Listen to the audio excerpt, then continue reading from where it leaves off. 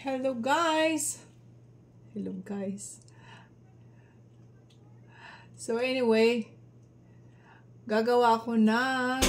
Oops! Ano ba yung nahulog? Gagawa ko ng strawberry jam. Dahil mabait ako today. So, dahil ako ay aalis na. Or malapit na akong aalis. Ayan, mabait na ako. Iiwanan ko sila ng strawberry jam. Okay, so turn on natin tong stove. Tsaka may 2 pounds ako na strawberry frozen. Remember yung mga strawberry na kinuha namin sa garden? Ito. Gagawa ako ng strawberry jam para iiwan ko sa aking asawa at sa kanyang friend. So, ayan, ang dami pala. Papalitan ko lang ng pot kasi mag-overflow to mamaya pag may sugar na. Okay, wait for a while. So, ito na nga. Papalitan natin ng medyo malaki. Maliit pa rin. Okay na yan.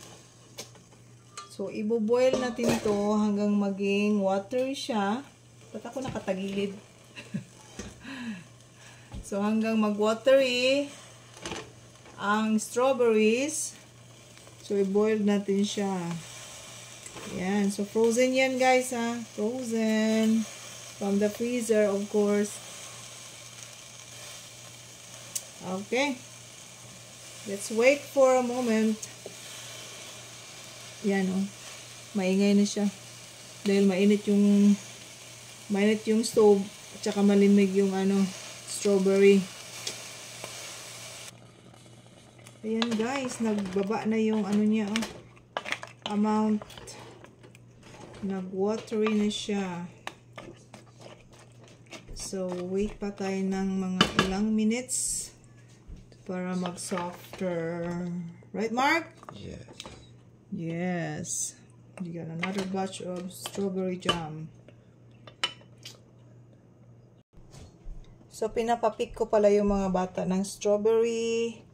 Ito na yung last namin na picking. Kasi uuwi na kami. So, marami yan, guys. Siguro mga almost a kilo din. 2 pounds. So many sugar. Nasubrahan ang pag-boil kasi iniwan. So, let's add the sugar. No. Go Jude. Seek anyone. Nabisi ako guys. So, ang sugar is that was 2 pounds. So, I put 1.5 pounds. So, kung ayaw nyo ng matamis, it's up sa inyo. Kung gusto nyo ng super tamis, so, pwede kayong mag 1:1. I think sobra lang nga yun eh. So, let's boil and boil until na siya guys, maglapot.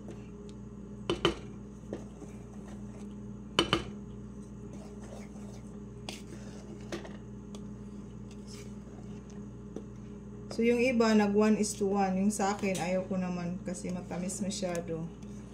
Or you can make it less sweet. So, i-boil ko siya hanggang maglapot.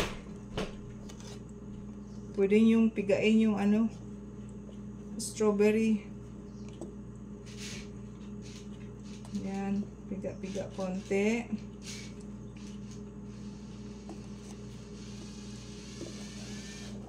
Pwede rin hindi guys.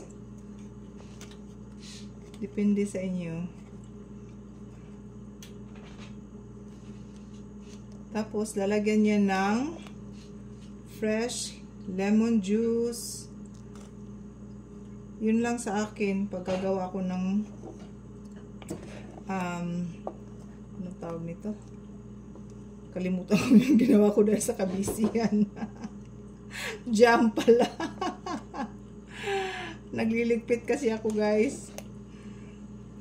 So, I'm making strawberry jam. Mga inday, mga dudong.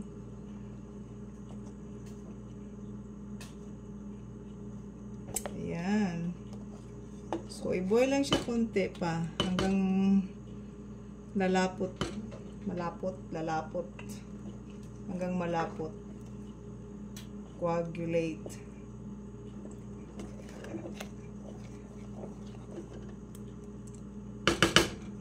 Ayan. So, wait tayo ng mga ilang minutes.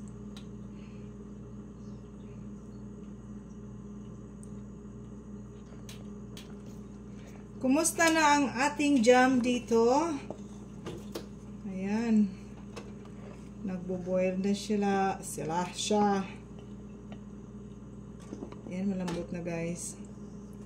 So, dahan-dahan lang. Take your time, strawberry, because I'm gonna take my time too.